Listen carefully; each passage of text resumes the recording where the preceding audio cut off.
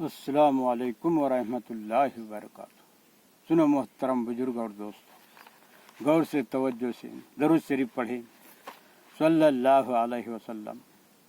और सुनो सच्चे किस्से कि एक शहर में हज़रत हतीम रहमतुल्लाह अलैह रहा करते थे। अल्लाह ताला ने औलाद से खूब नवाजा था, लेकिन थे बिल्कुल गरीब, खाने पीने में भी बहुत तंगी थी। इसके बावजूद हर हाल में अल्लाह ताला पर भरोसा करते थे। एक दिन अपने दोस्तों में बैठे थे कि हज का जिक्र छिड़ गया, यानी हज को जाने की बात निकली। तो हज़रत हतीम रहमतुल्लाह अलैह के दिल में भी हज करने और मदीना मुनव्वरा की ज़ियारत का शौक़ पैदा हुआ। तो उन्होंने अपने बच्चों से मशवरा करते हुए कहा, अगर तुम इजाज़त दो तो मैं इस साल हज करके आता हूँ और तुम्हारे लिए दुआई भी करूँगा। तो हतीम रहमतुल्लाह अलैह की बीवी और बच्चे फौरन बोल उठे कि घर में खाने को कुछ नहीं, फाकों पर फाके चल रहे हैं और आपको हज की सोच रही है। सुनो गौर से कि हतीम रहमतुल्लाह अलैह की एक छोटी बेटी थी। वो कहने लगी, आप लोग अब्बू को क्यों इजाज़त नहीं देते? अब्बू को जाने दो, अब्बू रोजी देने वाले थोड़ी है, रोजी देने वाले तो सिर्फ अल्लाह ही है। तो नन्ही मुन्नी बच्ची की बात सब की समझ में आ गई। माँ बोल उठी, बेटी तुमने सच कहा। फिर बच्चे भी कहने लगे, अब्बा हुजूर आप जाना चाहे तो जा सकते हैं। जब लोगों को मालूम हुआ कि हज़रत हतीम रहमतुल्लाह अलैह हज को जा रहे हैं, तो पड़ोसी और दोस्त अहबाब सारे ही नाराज़ हुए कि इस हालत में हज को जा रहे हैं, जबकि घर वालों पर फाके हैं। ये बात सुनकर घर वाले भी इजाज़त देने पर शर्मिंदा होने लगे। सबकी डांट डपट नन्ही बच्ची को सुननी पड़ी कि अगर ये खामोश रहती तो हम इजाज़त न देते। नन्ही बच्ची ने अपने नन्हे हाथों को आसमान की तरफ बुलंद किया और बेबसी के आलम में अल्लाह से दुआ की कि ये अल्लाह, मुझे यकीन है कि तू उनको ज़ाया नहीं करेगा, बस ये अल्लाह तू उनको नाकाम न कर और मुझे इन लोगों के सामने शर्मिंदा भी न कर। तो चंद ही रोज़ के बाद एक दिन उस शहर का अमीर गवर्नर शिकार को निकला। उसके साथ उसके वजीर और साथी भी थे। वापस आते हुए अमीर अपनी जमात से बिछड़ गया। चलते चलते शहर पहुंचा, प्यास ने भी सताया।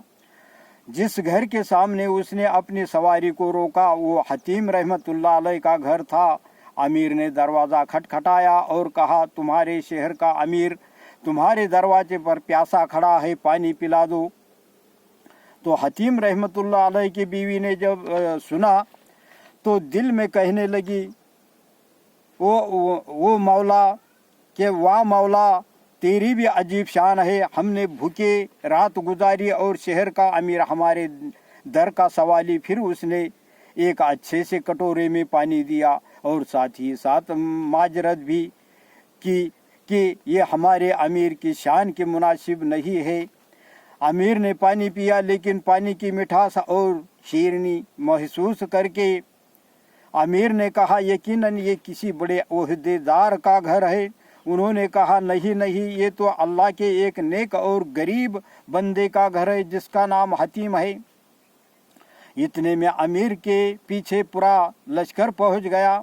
जो साथ में साथी थे वो भी पहुंच गए। अमीर ने अपने लश्करों से कहा कि वजीर ने फौरन कहा, जी तो ये उन्हीं का घर है और सुना है कि वो घर वालों को फाके के हाल में छोड़कर हज को गए हैं और घर वालों ने भूखे पेट रात गुजारी है। तो अमीर ने कहा, फिर तो हमने इनको बहुत तकलीफ़ दी।